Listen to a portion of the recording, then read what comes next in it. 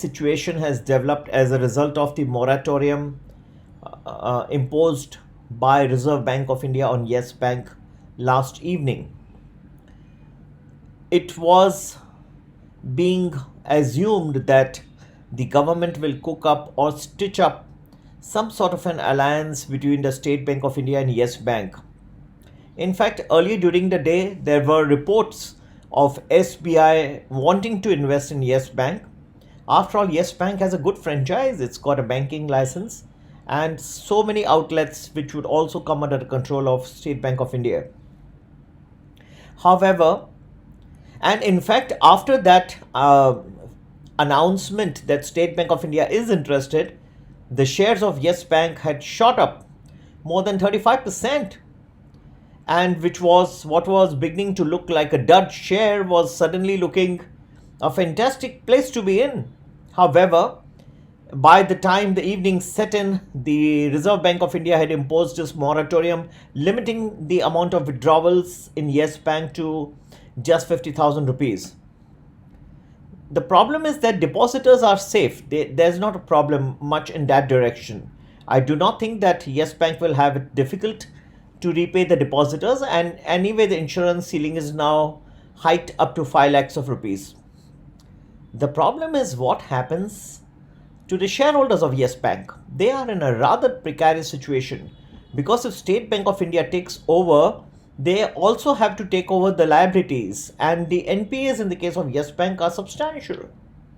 After the erosion of the net capital of Yes Bank, there won't be much left.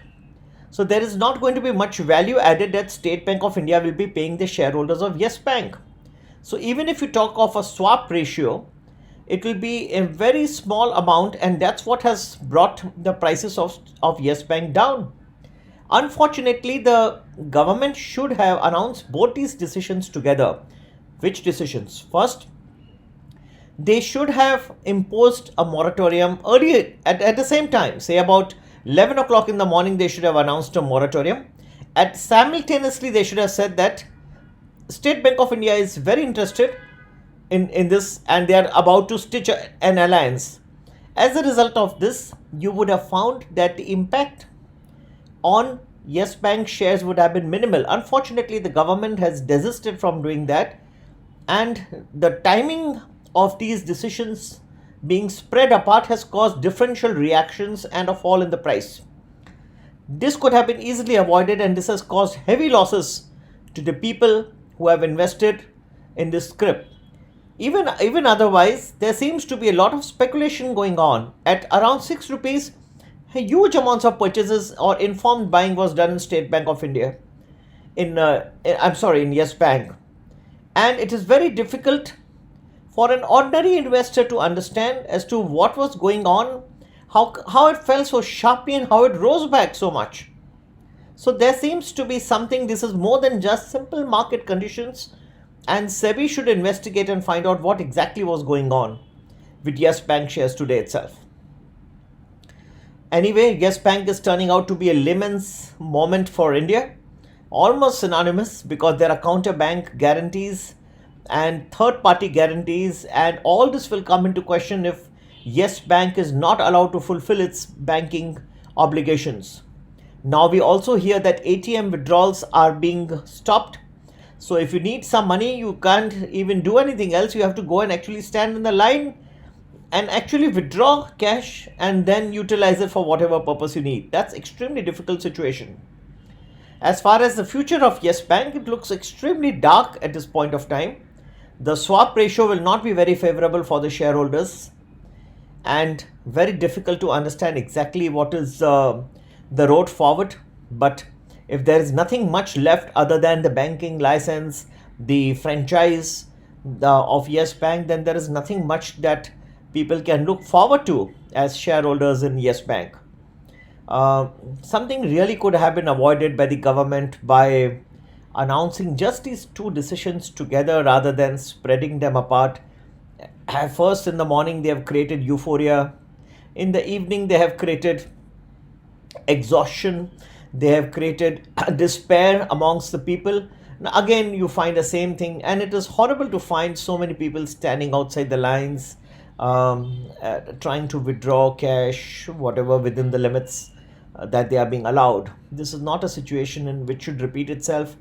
Thoroughly investigation should be done as to what caused such a big crisis in Yes Bank, and why exactly such a high flying bank, fourth largest private sector bank, is in this scenario, and is that there are many others also which may fall in a similar direction.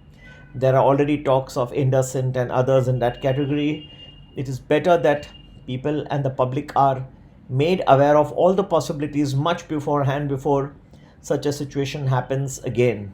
There is a great loss of wealth to the shareholders, and because of the wealth effect, you will find that people tend to reduce the consumption, and overall it has a very negative impact on the economy of the country. So future should not be in this kind, and I hope that the government takes more stringent steps to avoid a repetition of the Yes Bank scenario in the future. It is almost a scenario very falling very close on the footsteps of the Punjab Maharashtra Cooperative Bank in India, and such a scenario does not bode well for the banking sector. People who are investing in the banking sector would be very loath to invest in this type of scenario where the net non-performing assets of banks are so high, and the Reserve Bank of India or the banking regulator comes in so late to intervene. Whether one should continue to hold the shares of Yes Bank or just move away from the bank shares at this point of time, well, whatever you may call it as a salvage value or swap ratio, does not look to be so favorable at this point of time. Definitely do not sell in a panic mode. Today is a panic day. Look at Monday, but at the same time, scenario does not look to be so optimistic. It's very unfortunate that situation has been allowed to happen, whereby some foreign investors, maybe the Reserve Bank should have tried to allow JC Flowers, some international agencies tweaked it, allowed some good foreign investors to enter as well.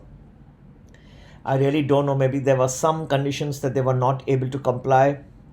Yet, these are seasoned players. They invest in distressed companies, distressed banks, and they would have been very good for the Indian capital formation, for the future of India. I wish that they were allowed to enter. Some of the names look to be quite reasonable. In any event, markets continue to be down today. Dow Jones could face some further selling, and I just hope that the Yes Bank cools down to a reasonable level. But doesn't right now, to me, if you were to ask me, the swap ratio with any person who'd be interested in the assets of Yes Bank does not look very favorably inclined. Happy investing. Take care. Bye bye.